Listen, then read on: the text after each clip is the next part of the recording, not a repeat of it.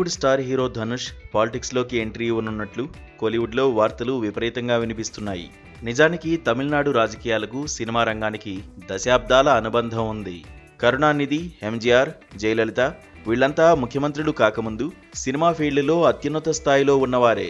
మరోవైపు ఎంజీఆర్ భార్య జానకి రామచంద్రన్తో పాటు శివాజీ గణేశన్, టి రాజేందర్, శరత్ కుమార్ వంటి వారు కొన్ని పార్టీల్లో ప్రధాన పదవులను నిర్వహించారు. మరికొందరు సొంత పార్టీలు కూడా పెట్టారు. ఇక ఇప్పుడు ధనుష్ పాలిటిక్స్ ఎంట్రీ ఆసక్తికరంగా మారింది.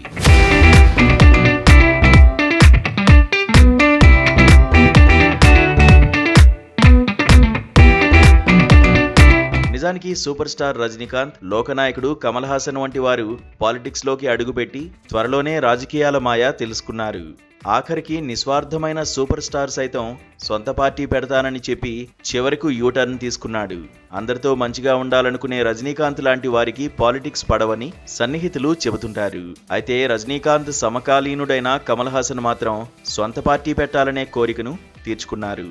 రాజకీయ నేతగా గొప్ప విజయాలను అందుకోలేకపోయినా ఎదురు దెబ్బలు తగిలినా ఇప్పటికీ పార్టీని నిర్వహిస్తున్నారు.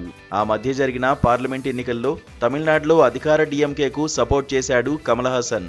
దాంతో తాజాగా ఆయన్ను డిఎంకే పార్టీ రాజ్యసభకు పంపింది.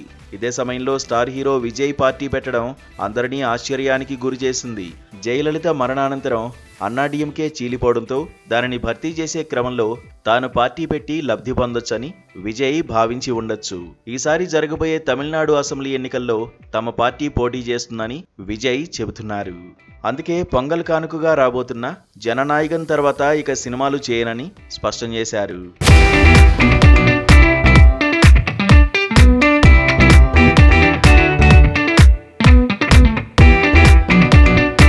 ఇక తాజాగా సూపర్ స్టార్ రజనీకాంత్ చేయని పనిని ఆయన మాజీ అల్లుడు ధనుష్ చేయనున్నట్టుగా కోలీవుడ్ ఇండస్ట్రీలో టాక్ బలంగా వినిపిస్తోంది. ధనుష్కు సైతం రాజకీయాల మీద ఆసక్తి ఉందని, అందుకే ఇప్పటి నుండే రంగాన్ని సిద్ధం చేసుకుంటున్నాడని వార్తలు వస్తున్నాయి. సహజంగా హీరోలు తమ అభిమానులను తరచూ కలుసుకోవడం, వారి అవసరాలను తీర్చడం అనేది చేస్తూనే ఉంటారు. అయితే కొందరు మాత్రం ప్రత్యేకంగా వారి కోసం కొంత సమయం కేటాయించి ఫోటోలు దిగుతుంటారు.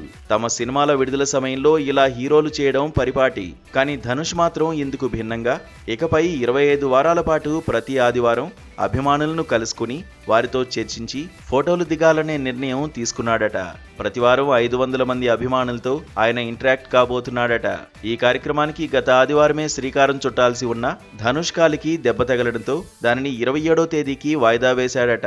కేవలం సినిమాలు, వాటి ప్రమోషన్స్ కోసమైతే ఎంత సమయం వెచ్చించాల్సిన పని లేదని, ధనుష్ రాబోయే రోజుల్లో రాజకీయాల్లోకి అడుగుపెట్టాలనే ఆలోచనతోనే ఇంత గ్రౌండ్ వర్క్ చేస్తున్నాడని సినీ విశ్లేషకులు అంటున్నారు. గతంలోనూ కొందరు స్టార్ హీరోలు ఫోటోల పేరుతో అభిమానులకు ఎరవేసి ఆ తర్వాత వారిని పార్టీ కార్యకర్తలుగా మార్చేసిన వైనాలు తమిళనాట ఉన్నాయి.